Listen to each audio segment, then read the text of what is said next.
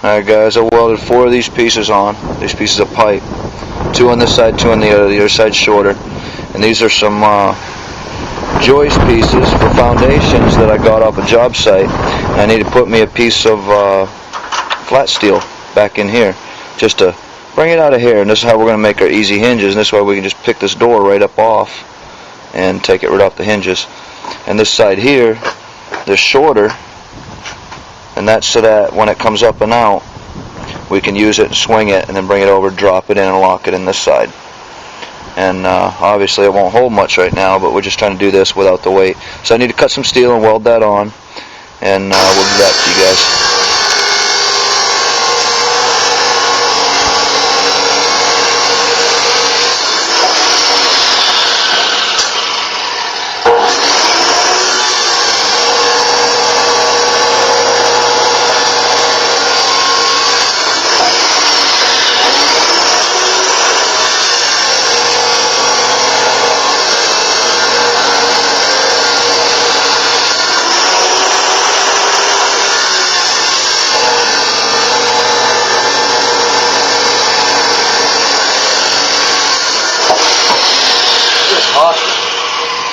All the sparks blowing off around my finger. Yo-ho, Patrick got me a new set of gloves.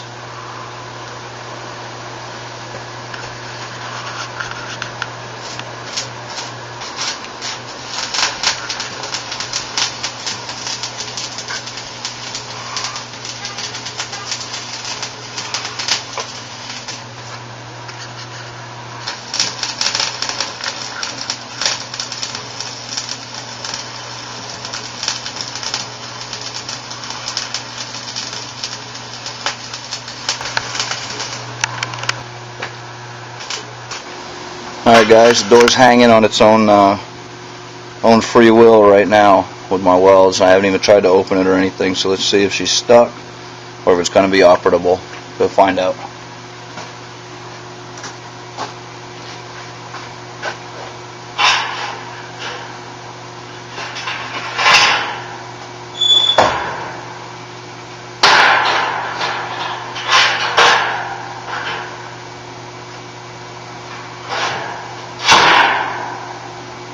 Looks good to me. Alright, so we got our little hinge pieces on here on all 4. We know the door works. Now I'm going to go back in. I've cut bars from the short pieces that were removed way back in the first video from the front of that trap when it was still a big cage. Remove those bars. Now I've cut them down some. We're going to tuck them and weld them in here, and then we'll put some cross members. It won't be the same way as this trap going horizontal here.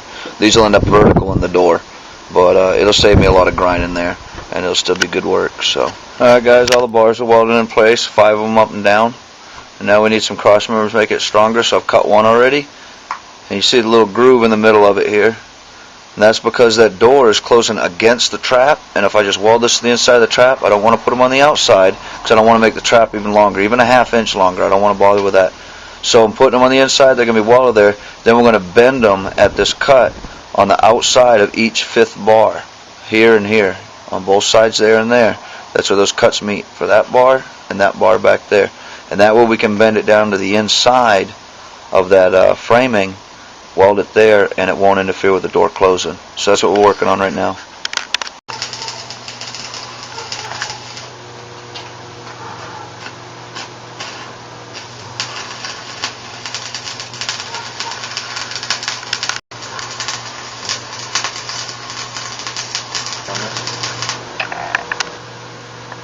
Let's see if we bend these down, just pop them, because I cut the back sides of it, so it should bend pretty easy. Just get it drop down. See how easy that was? Just I can do it by hand, I don't need a hammer. So we're going to bend them down like that.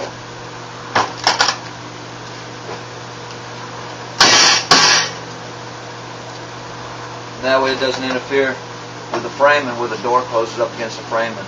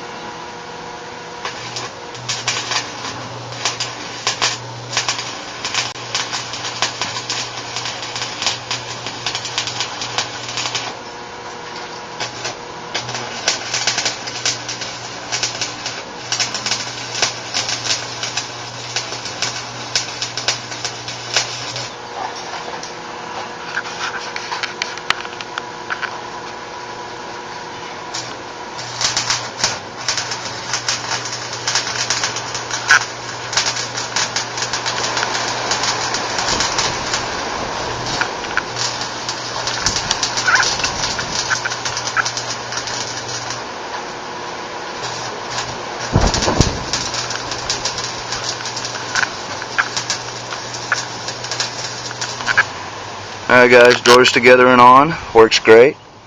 And because those bars are bent to the inside, any hog running down the length of this trap hitting that's going to help with the force of that pig hitting those bars. It's going to help reinforce it.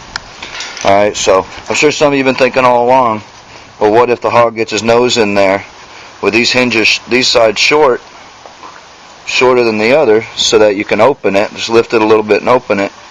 If something does grab it and try boosting, it's a super heavy door, but I'll put this little flip latch up on here that it starts lifting, it kind of grab. So that's kind of the safety set. Make sure they don't lift that door.